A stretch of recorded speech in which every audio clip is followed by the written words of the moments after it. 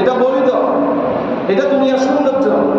আপনি টাকা পয়সা ব্যাংক ব্যালেন্স করবেন, গাড়ি কিনবেন, আপনি সুন্দর করে একটা ঘর বানাবেন, এটা হালাল পয়সা দিয়ে, বৈধ পয়সা দিয়ে আপনার জন্য ইবাদত জায়েজ।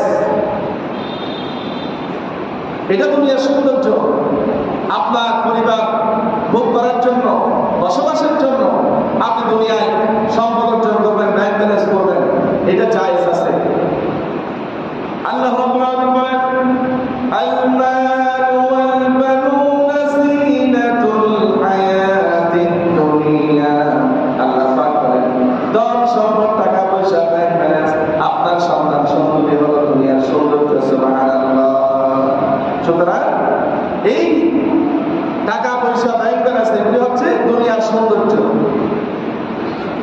এরপর আল্লাহ পাক বললেন, সমস্ত মানব মণ্ডলী থেকে আল্লাহ পাক মুমিনদেরকে আলাদা করে বললেন, ও দুনিয়ার কালিমা পড়ুয়া মুমিন মুসলমানেরা, আমি তোমাদের জান এবং মালকে জান্নাতের বিনিময়ে আমি আল্লাহ ক্রয় করে নিয়েছি। তোমার জীবন এবং তোমার সম্পদ যদি আমাকে খুশি করার জন্য যদি আমার রাস্তায় দান করো, তাহলে তোমাকে আমি তার বিনিময়ে চিরস্থায়ী বসবাসের জন্য একটা জান্নাত দিয়ে দেব। সুবহানাল্লাহ।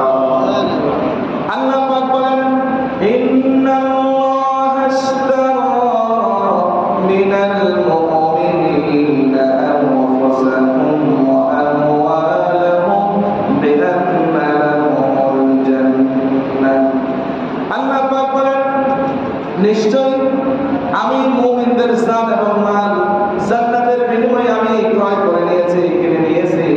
আমি মুমিনদের জান এবং মাল আল্লাহ পাক বলেন আমি জান্নাতের বিনিময়ে আমি কিনে নিয়েছি। সুতরাং মুমিনদের জান এবং মাল আল্লাহর রাস্তায় খরচ করবে তারা, যারা আল্লাহর পক্ষ থেকে জান্নাত চায়।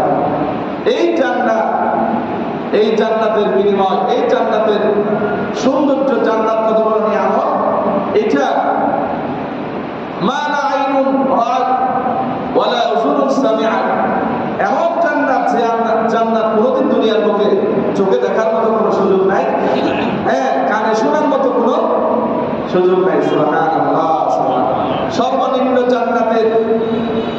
সর্বনিম্ন জান্নাতের মূল্য হবে গোটা দুনিয়া